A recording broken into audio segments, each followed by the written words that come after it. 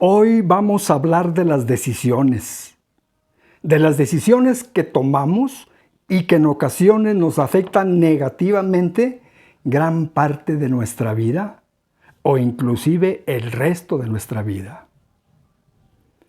Algunas veces esas decisiones no son bien pensadas, ya sea porque es una decisión que debemos tomar de improviso o simple y sencillamente porque no queremos analizar bien las cosas, ya que no queremos hacer lo que debemos hacer, sino que queremos hacer lo que queremos hacer.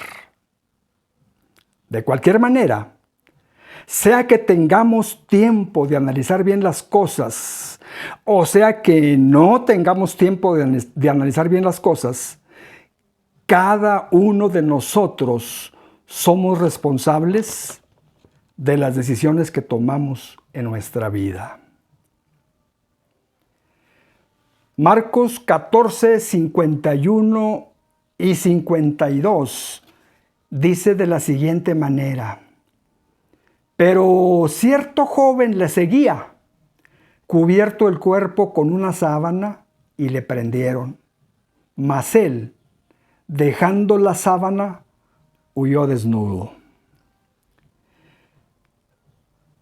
Aquí tenemos el caso de un joven del cual no conocemos su nombre, ni tampoco conocemos su procedencia, pero que pasó a los anales bíblicos e históricos con el nada honroso título de El joven que huyó.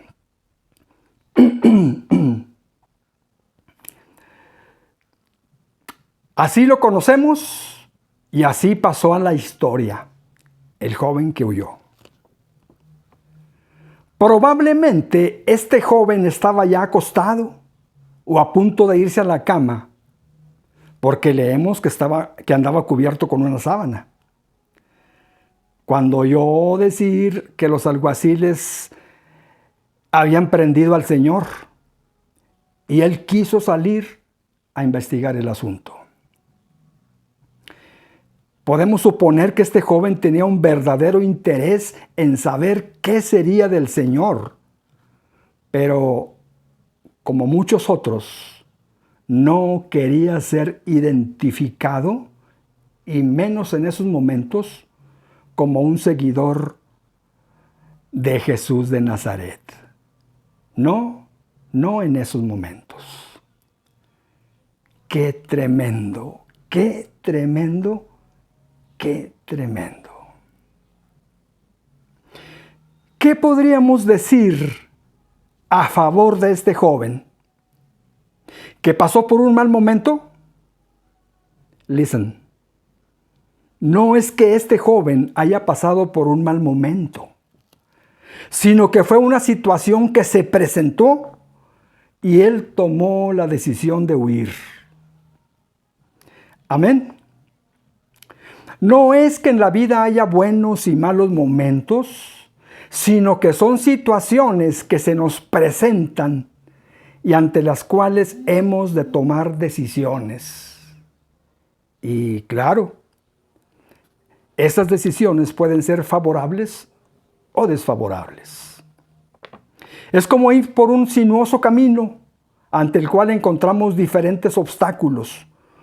Puede ser que en ese camino encontremos un charco de agua ante el cual decidimos ya sea brincar ese charco, rodear ese charco o simplemente pisar sobre el agua. O una piedra que encontremos en el camino, ya sea que decidamos brincar la piedra, rodear la piedra o pasar pisando la piedra, o un matorral, etcétera, etcétera, etcétera. Así es el camino de la vida, mis amados hermanos. Se nos presentan diferentes situaciones y nosotros decidimos cómo enfrentar las situaciones. Solo que esas decisiones muchas veces afectan profundamente el rumbo de nuestra vida. En el caso de este joven, la decisión que tomó de correr le resultó negativa y le afectó el resto de su vida. Yo también recuerdo haber tomado equivocadamente una situación que me afectó profundamente una parte de mi vida. Esto ocurrió cuando yo tenía escasos 10 u 11 años de edad. Se celebraba una boda en mi barrio. Mientras los mayores bebían y bailaban, los niños medíamos fuerzas, es decir, jugábamos a las luchas. A casi todos los niños que estaban ahí, yo los podía vencer. Acababa de vencer a un niño cuando un muchacho más grande me preguntó: oye, Chispa, ¿te gana este chavo? Así me decían a mí la Chispa por el lunar que tengo en la cara. Bueno, yo me levanté sacudiéndome el polvo del pantalón, ¿verdad? Y observé a aquel chico, el cual no era de mi barrio. Estaba de mi tamaño. Y me preguntó el muchacho más grande, me preguntó: oye, ¿te gana este? Y volvió me preguntó: ¿te gana este chavo? Y yo le dije: bueno, no sé, pero yo le entro. Y enseguida el picapleitos le preguntó al otro chico: ¿y a ti te gana este? El otro también dijo: no, pues no sé, pero yo también le entro. Entonces dijo el picapleitos: a ver, escupan esta mano. Ambos escupimos. El picapleitos retiró su mano y el escupitajo cayó en nosotros. Acto seguido nos enfrascamos en una lucha, rodamos por el suelo y yo quedé encima de él y empecé a golpearlo con las manos. El niño aquel empezó a llorar. Unos adultos nos separaron y mi hermano mayor, que andaba por ahí, me llevó a la casa. Yo me retiré del lugar con un sentimiento de triunfo porque había hecho llorar a aquel insolente desconocido. Hasta allí todo estaba muy bien, pero el problema vino después. Al día siguiente, alguien se me acercó en la escuela para decirme: ni sabes con quién te has metido. Le pegaste al Cube y dice el Cube que le pegaste con un hueso. Eso no era cierto. Yo le había pegado con la mano. Al otro día, otro niño me dijo: dice el Cube que cuando te vea te va a romper las narices. Ah, sí, respondí. Pues dile al Cube que cuando yo lo vea le voy a tumbar los dientes por mentiroso. Así pasó el tiempo. A través de otras personas intercambiábamos amenazas. Ahora me doy cuenta que las amenazas sí surten efecto. Y espero que Canelo no se deje impresionar por las amenazas de Gennady Golovkin. Bueno, después supe que el Cube era bolero, que no iba a la escuela y que vagaba por las calles. Y llegó el día fatal, el momento decisivo, o como dicen por ahí, el minuto que cambió por un tiempo mi destino. Ese día, el Cube y yo nos encontramos frente a frente. Yo bajaba por la calle Ermita, que desemboca en la Plaza Aldama, y él subía por la misma calle. Ese era mi barrio en Monclova. Ese era mi territorio. Cuando nos encontramos frente a frente, ambos nos quedamos sorprendidos. Estábamos frente a frente, él y yo, solos. Era la segunda ocasión que nos mirábamos y estábamos sorprendidos. Escasos 30 metros nos separaban. Me miró, lo miré. Nos miramos. Avanzó, avancé, avanzamos. Se detuvo, me detuve, nos detuvimos. Ya estábamos a escasos 15 metros uno del otro. Parecíamos dos pistoleros a punto de batirnos en duelo.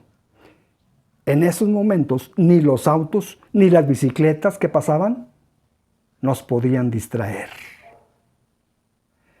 Me barrió con la mirada y yo también lo barrí con mi mirada. Pero surgió un detalle que me afectó mucho en mi ánimo para pelear. Vi que el Cube andaba descalzo y que los dedos de sus pies eran gruesos y chatos de tanto tropezón. Además estaban costrosos y llenos de tierra. Ah, caray, me dije, este sí que es un chico vago.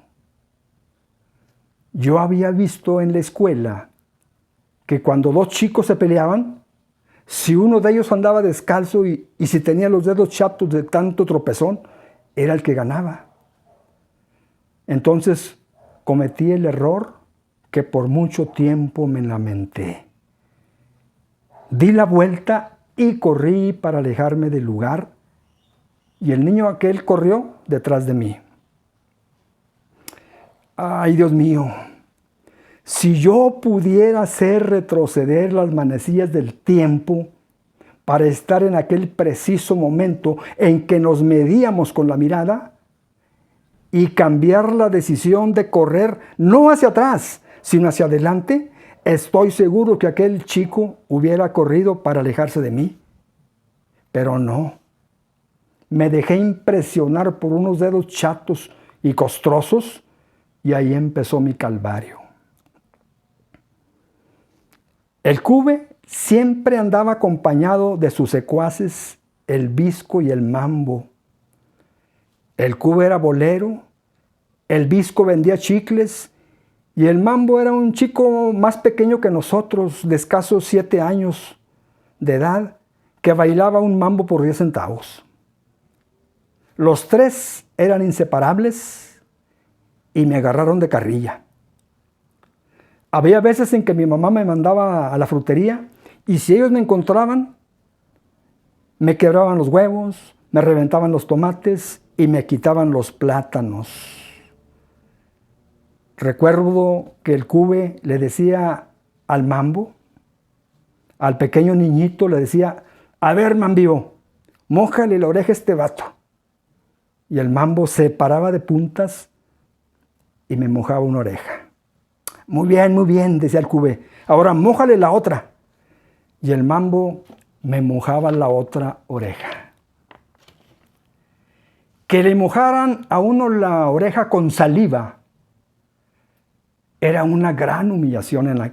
Y aquel pequeño niño me mojó la oreja muchas veces.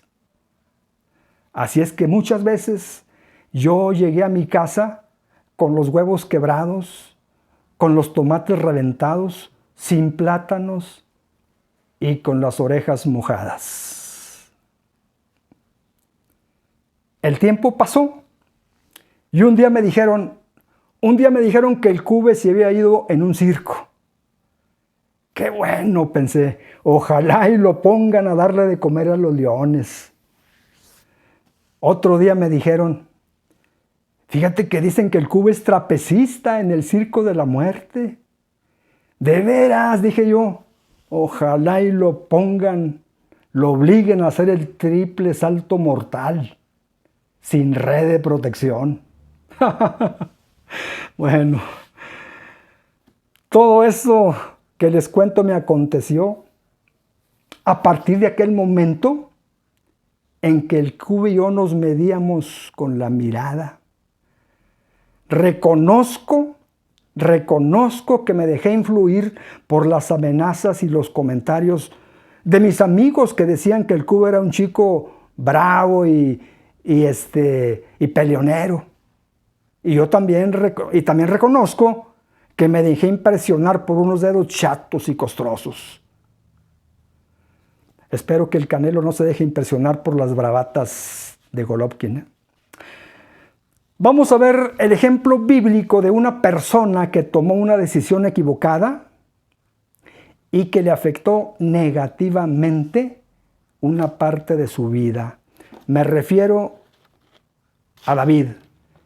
Y esto lo encontramos en 2 de Samuel 11,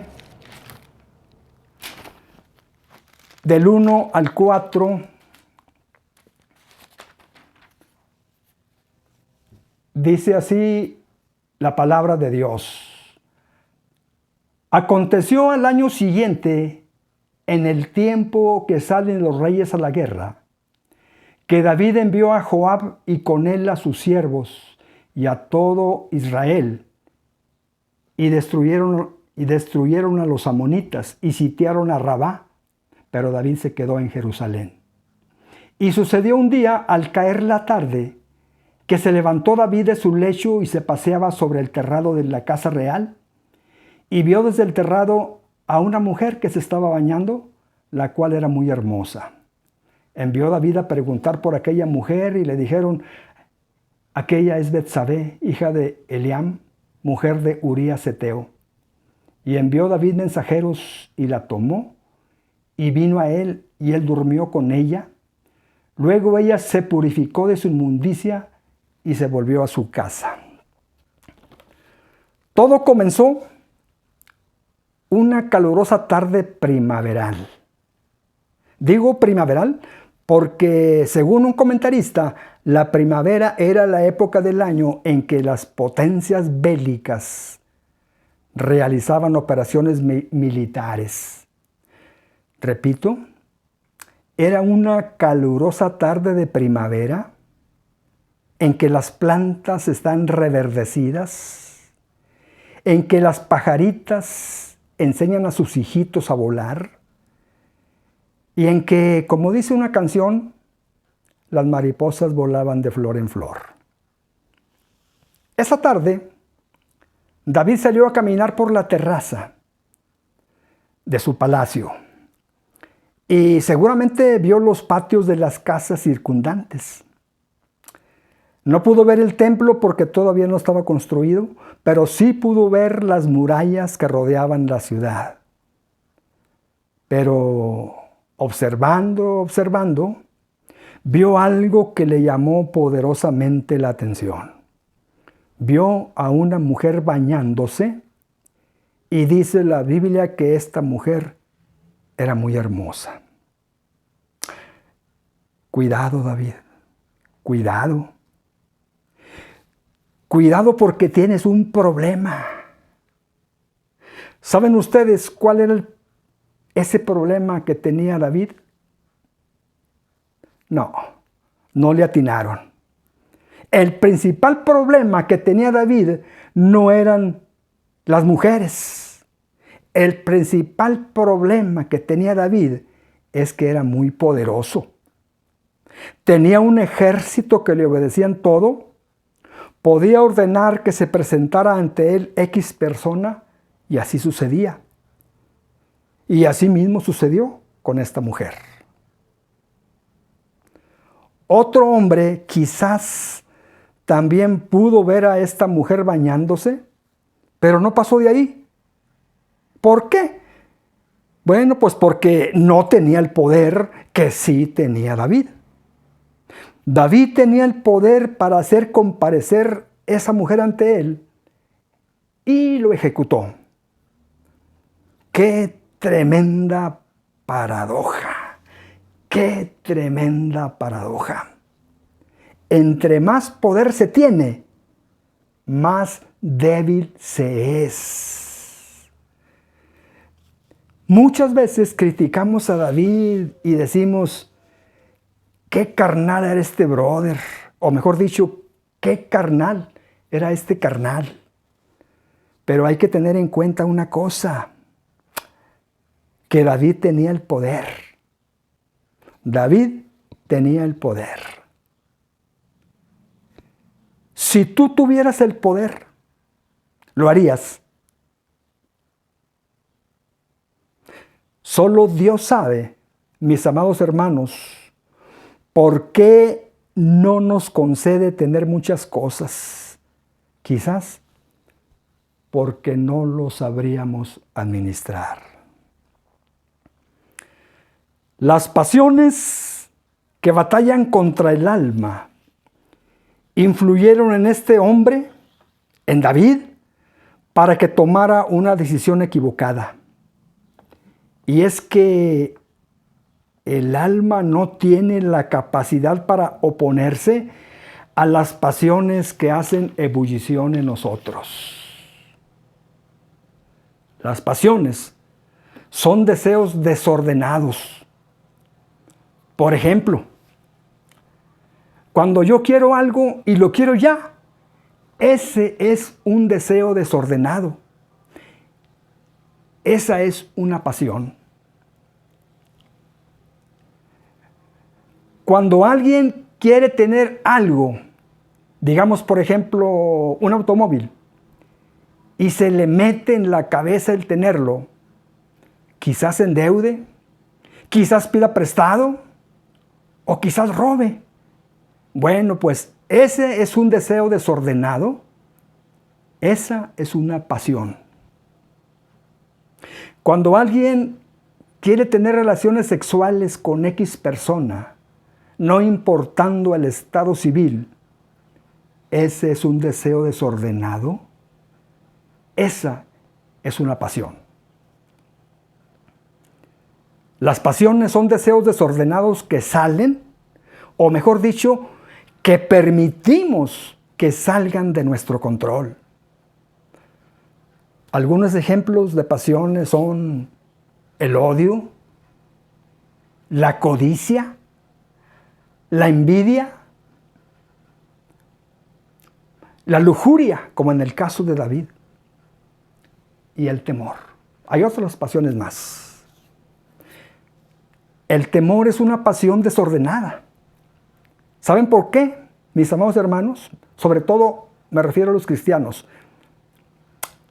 Porque el temor es un sentimiento negativo.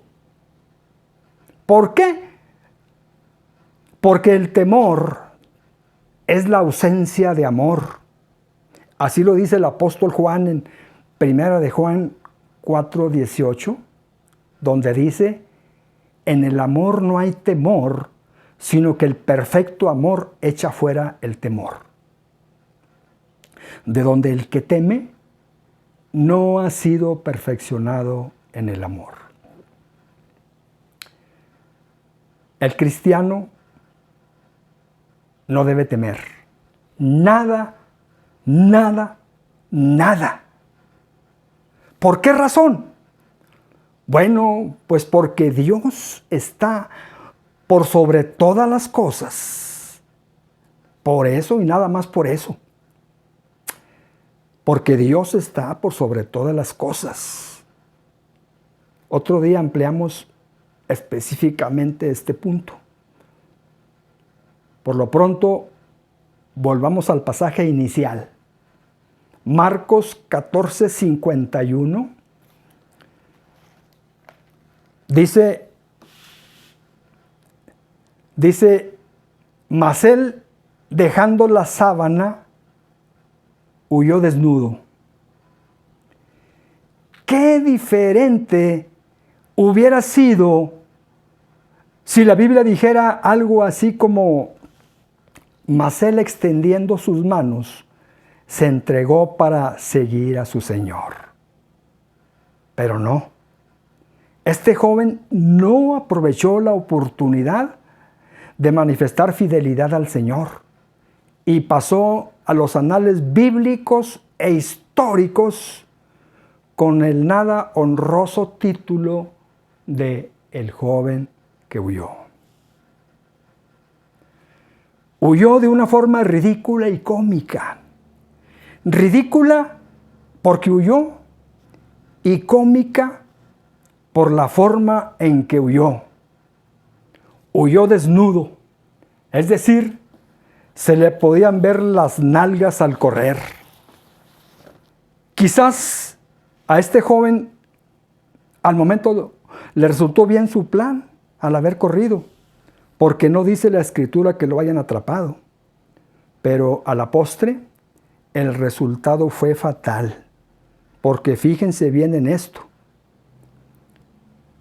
Esa noche, al regresar a la cama, seguramente reflexionó de la siguiente manera: pobre hombre, tenía tan buenas intenciones, pero no pudo llevar a cabo sus planes.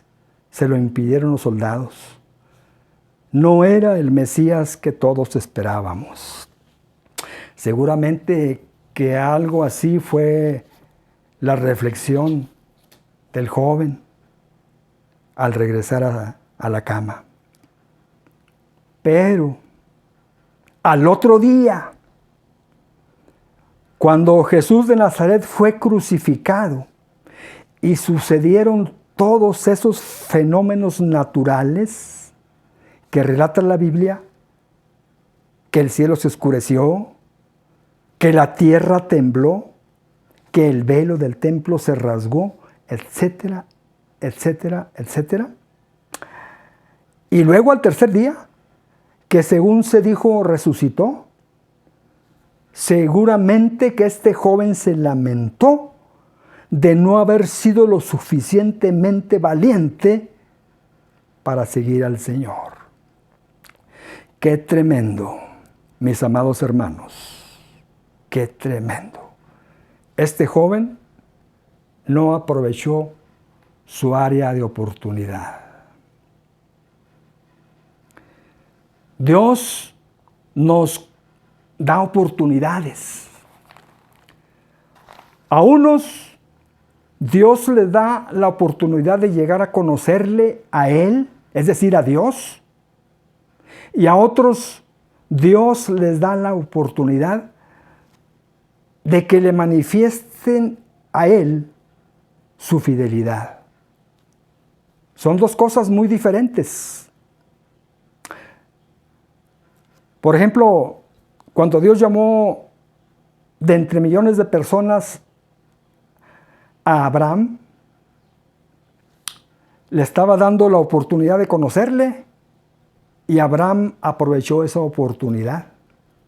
Posteriormente Dios le pide a Abraham que vaya, que deje su tierra y su parentela y se dirija a otra tierra que él le va a dar. Y Abraham obedece. De esa manera Abraham está manifestando fidelidad a Dios al obedecerle. Entonces, repito, Dios nos da oportunidades a unos para conocerle personalmente a Dios a través del único camino que es Jesucristo, porque no hay otro camino para venir a nuestro Creador sino a través de Jesucristo. Cristo dijo: yo soy el camino y la verdad y la vida. Nadie viene al Padre si no es por mí.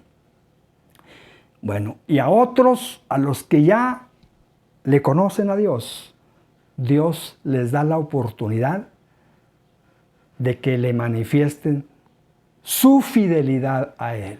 Y estas oportunidades de manifestar fidelidad a nuestro Dios las encontramos a cada momento en nuestra vida y sobre todo en estos tiempos tan difíciles en que debemos identificarnos como cristianos.